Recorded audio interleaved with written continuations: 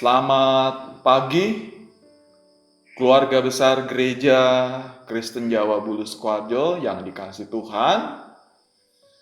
Pada minggu yang pertama di dalam masa menjelang Advent Natal kita saat ini, di mana kita bersama-sama masih beribadah di keluarga kita masing-masing.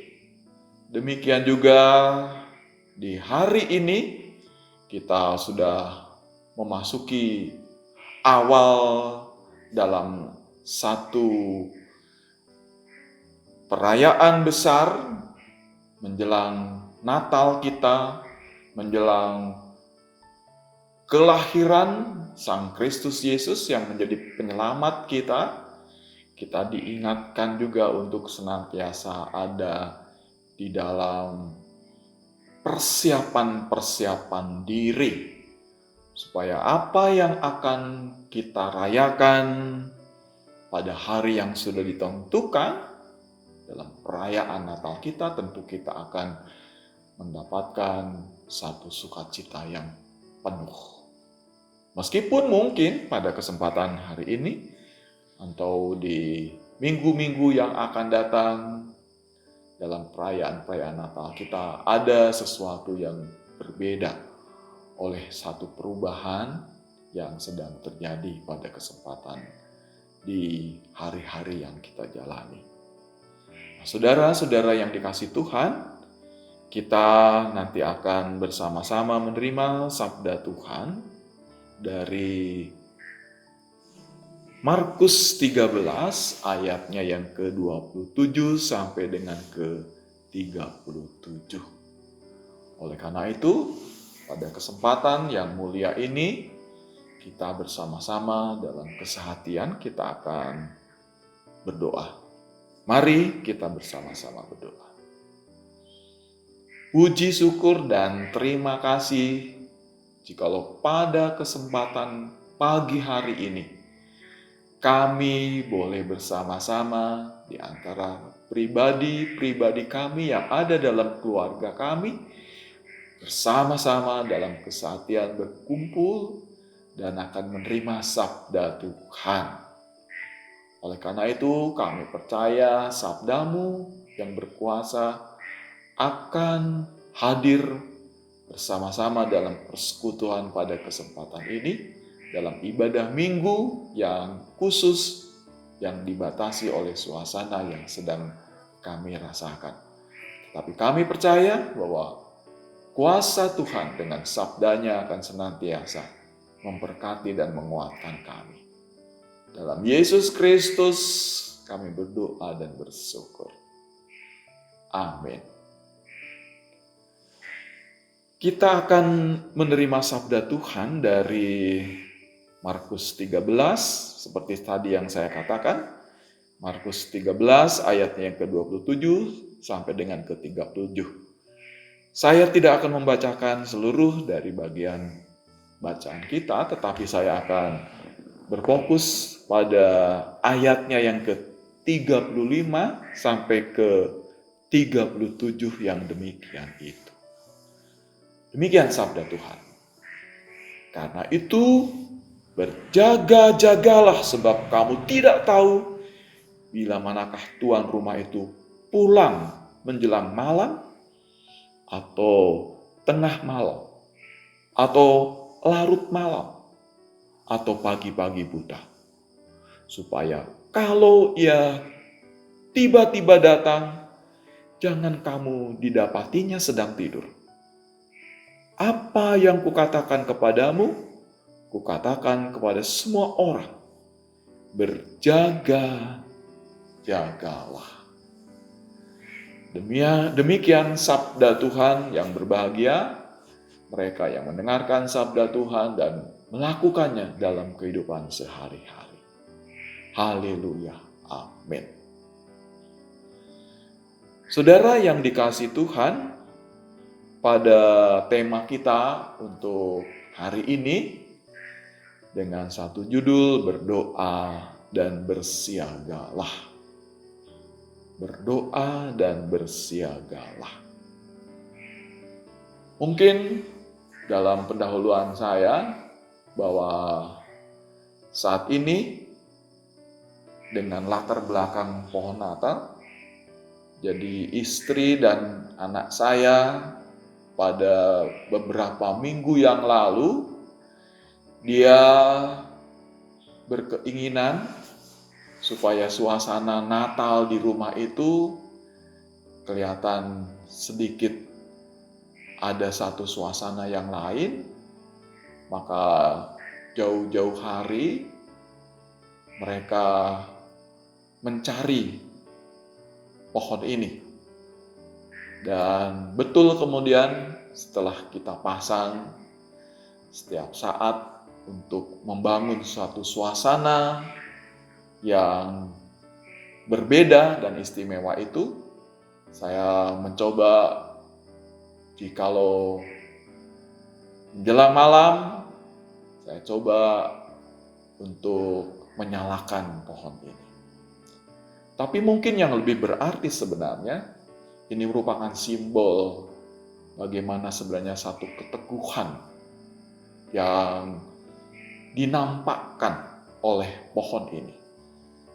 Jadi sudah menjadi satu kebiasaan bahwa peristiwa Natal pasti ada pohon cemaranya, ada pohon Natalnya, dengan apakah itu merupakan satu modifikasi yang sekarang banyak sekali dengan rekayasanya, ataupun mungkin pohon yang ditebang, asli yang ditebang, kemudian ditempatkan di gereja, dan atau mungkin juga dari plastik dan lain sebagainya.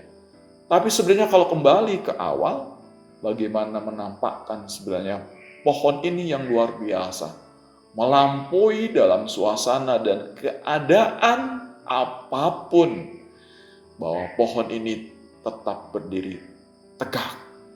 Meski mungkin ada musim panas, ada musim salju, musim dingin, ada musim hujan dan kemarau, tetapi pohon ini tetap tegak menjadi satu bagian simbol dalam peristiwa Natal, menjadi bagian penting bahwa dengan kekuatan seperti inilah melampaui suasana bagaimanapun keadaan.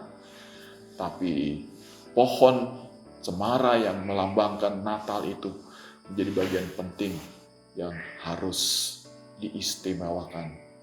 Dan maknanya tentunya bagaimana sebenarnya bagi setiap orang-orang yang merayakan akan peristiwa Natal itu, dia meskipun harus melewati keragaman persoalan, tetapi dia mampu menjalaninya dan dia mampu mengantisipasi persoalan-persoalannya dengan satu keteguhan bahwa penyertaan Tuhan memampukan mereka untuk tetap berdiri tegak dengan baik. Nah, saudara-saudara yang dikasihi Tuhan, juga pada kesempatan bacaan kita dari Markus 13 ayat 27 sampai dengan ke-37 bercerita bagaimana ada pohon ara ternyata. Jadi sekarang mungkin sebelum saat ini booming lagi tentang kembang bunga, di bulan-bulan sebelumnya atau beberapa tahun sebelumnya bahwa pohon ara ini, buah tin ini, pohon tin ini menjadi primadona ternyata. Atau mungkin sampai saat ini masih ada orang, ada satu komunitas yang mencintai, menghobi tentang pohon tin ini.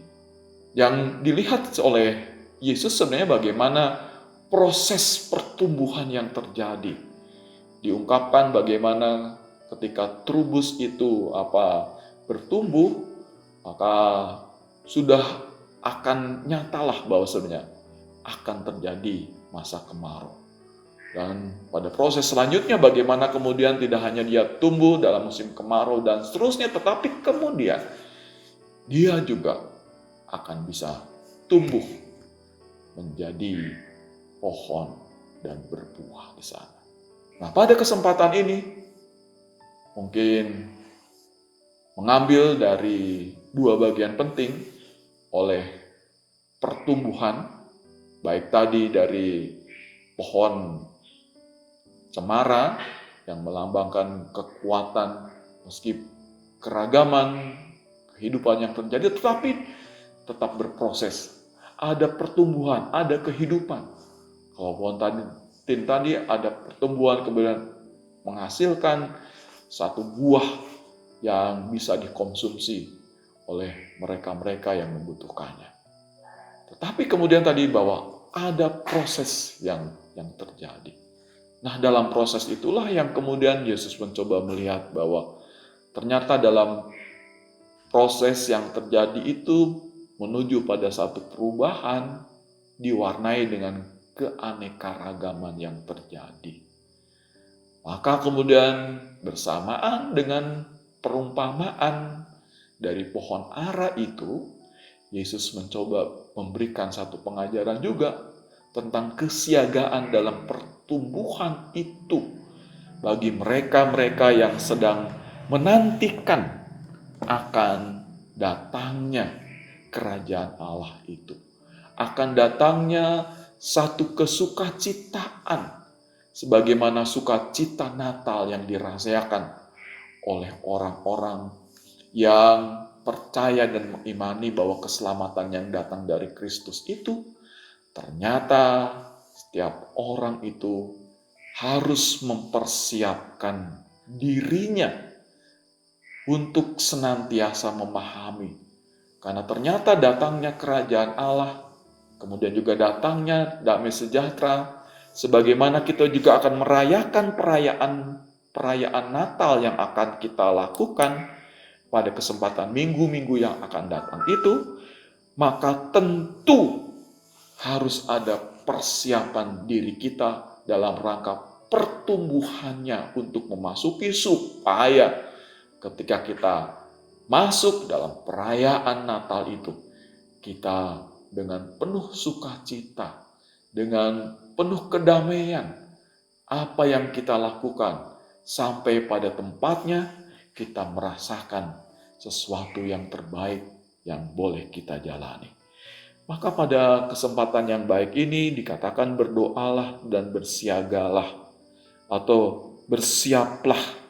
Pada kesempatan ini sebagaimana tadi dikatakan, karena itu berjaga-jagalah sebab kamu tidak tahu bila manakah tuan rumah itu pulang menjelang malam atau tengah malam atau larut malam atau pagi-pagi buta, supaya kalau ya tiba-tiba datang, jangan kamu didapatinya sedang tidur, supaya apa yang dikatakan tadi ada kesiapsiagaan untuk menyambutnya. Jadi kalau kesiapsiagaan itu ada untuk kehidupan kita, maka satu endingnya adalah kesukacitaan. Jadi plong gitu, ada perasaan yang lepas yang bisa dirasakan. Sehingga kita melihat ketika kita juga menjelang Natal, tentu yang harus menjadi bagian penting yang ada dalam kehidupan kita, kita harus dengan penuh kesungguhan mempersiapkan diri supaya ketika kita masuk dan merayakannya, maka sukacita yang penuh itu, Gloria in excelsis Deo, itu tidak hanya di atas saja, tetapi sudah masuk dalam hati dan kehidupan pribadi dan keluarga kita. Dengan demikian juga menjadi bagian sukacita untuk semua orang. Nah, saudara, dalam masa kemarin pada saat isolasi mandiri ini ada sesuatu cerita yang baik yang mungkin kita bisa menjadi bagian penting. Jadi pada saat itu ada pasien yang akan melahirkan di tengah malam. Kemudian dia menginformasikan melalui WA kepada istri saya, dan amat mengejutkan sebenarnya. Jadi dalam berita WA itu, dan juga kemudian dia menelponnya mengatakan bahwa istrinya saat ini sudah akan melahirkan. Timbul satu kegugupan dari keluarga ini, bahwa ini gimana caranya ya Bu?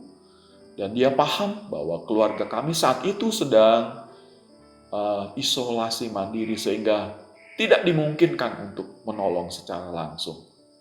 Tetapi karena kemajuan yang sekarang ini lebih baik, maka meskipun istri saya ada di rumah, tetapi dia bisa membimbingnya dengan cara video call. Sehingga justru sesuatu yang luar biasa pemahaman saya, bahwa di tengah-tengah hal yang seperti khusus ini, ternyata juga masih ada upaya yang bisa keluar. Jadi dengan mengomandoi di rumah sampai lahirnya anak itu.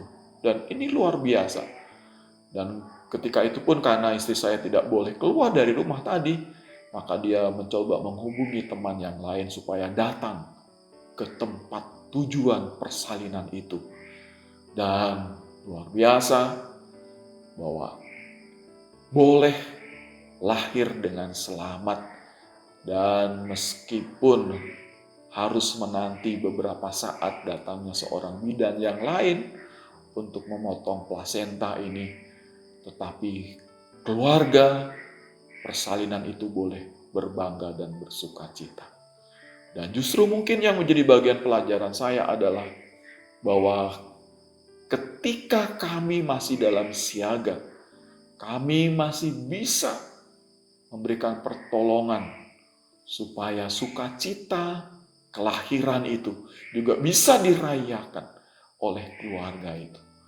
Dan tentu dengan penuh harap-harap tentunya kita menyerahkan sambil memantau dan berdoa supaya kekuatan Tuhan menyertai ibu dan keluarganya yang sedang akan melahirkan itu. Demikian juga relasi dengan teman bidan yang akan menolongnya itu juga akan segera datang. Dan betul ternyata. Dengan demikian kita kemudian bisa memahami bahwa apabila kita dengan kesiagaan, kapanpun waktunya, dan pada saat itu memang orang yang akan melahirkan itu kebetulan di tengah malam.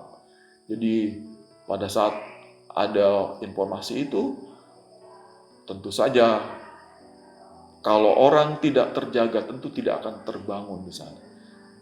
Tapi kebetulan dengan hal seperti inilah kita bisa melihat untuk mencapai hal yang spesial seperti itu ternyata membutuhkan perhatian, keseriusan, dan penyerahan diri kepada Tuhan. Maka tepat sekali kalau pada kesempatan di masa-masa kita menjelang Natal ini, pertobatan dan penyerahan diri kepada Allah dengan selalu berjaga-jaga dan berdoa supaya relasi kita ketika kita sampai pada saat perayaan itu, kita bisa boleh merayakan dengan penuh sukacita, dengan penuh damai sejahtera, sebagaimana harapan berita kelahiran tadi yang membawa satu kedamaian, karena di sana ada kehidupan yang nyata yang harus dijalani, sebagaimana gambaran yang boleh saya informasikan kepada Bapak, Ibu semua, dan saudara-saudara yang dicintai Tuhan pada kesempatan ini. Kiranya Tuhan Yesus senantiasa memberkati kita. Amin. Mari kita berdoa kembali. Kami bersyukur pada kesempatan pagi hari ini, di permulaan minggu pertama kami memasuki masa Advent, masa penantian kami diajak kembali untuk selalu bersiaga melampaui situasi-situasi yang terjadi yang ada di hadapan kami. Sebagaimana juga pohon Natal, pohon cemara yang saat ini sudah akan kami mulai bagaimana ketangguhan dan keteguhannya menghadapi situasi musim-musim yang harus dia lewati. Tetapi sadar bahwa penyertaan-Mu menjadi kekuatannya, sehingga boleh kami memasuki sukacita perayaan Natal itu diawali dengan berjaga-jaga dan berdoa kami, supaya kuasa dan kasih-Mu senantiasa menyertai kehidupan kami. Hanya di dalam Yesus Kristus kami berdoa dan bersyukur. Amin. Selamat pagi, selamat berhari Minggu. Tuhan menyertai-Mu. Amin.